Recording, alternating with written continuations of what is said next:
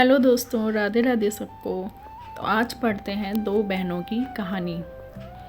एक समय की बात है, दो सगी बहनें थीं, संगीता और कविता।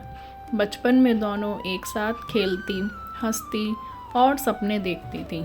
लेकिन जैसे जैसे समय बीता, किस्मत ने उनके रास्ते अलग कर दिए। संगीता की शादी एक बड़े बिजनेसमैन से हुई। वह अब एक बड़े शहर में आलीशान बंगले में रहती थी। उसके पास सब कुछ था, पैसा, गाड़ी, नौकर चाकर और ऐशो आराम की जिंदगी। दूसरी ओर कविता की शादी एक साधारण किसान से हुई। वह एक छोटे से गांव में एक कच्चे मकान में रहती थी। जिंदगी कठिनाइयों से भरी थी। कभी खाने की कमी, कभी बच्चों की फीस, कभी दवा का खर्च। और एक दिन कविता को अपनी बेटी की पढ़ाई के लिए पैसों की ज़रूरत पड़ी। बड़ी हिम्मत करके वह शहर गई और अपनी बहन संगीता से मिलने पहुंची। संगीता ने उसे देखा तो पहचान कर मुस्कुराई, लेकिन उसका व्यवहार अब पहले जैसा नहीं था। कविता ने अपनी परेशानी बताई और थोड़ी मदद मांगी।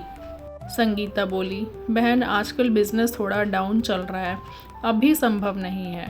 कविता की आंखों में आंसू आ गए, लेकिन उसने कुछ नहीं कहा और चुपचाप लौट गई। कुछ महीने बाद संगीता एक समारोह में गई, जहां एक संस्था गरीब बच्चों की मदद कर रही थी। वहां उसने देखा कि एक महिला बच्चों को पढ़ा रही है और वही कविता थी।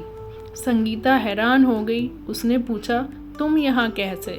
कविता मुस्कुराई और बोली, जब आपने मदद नहीं की तब मैंने खुद को मजबूत बनाया। मैंने गांव की औरतों को सिलाई सिखाई, ट्यूशन पढ़ाई और छोटे बच्चों की क्लास शुरू की। अब मेरी बेटी की पढ़ाई भी चल रही है और मैं दूसरों की मदद भी कर रही हूँ। संगीता की आंखों में शर्म और गर्व दोनों थे।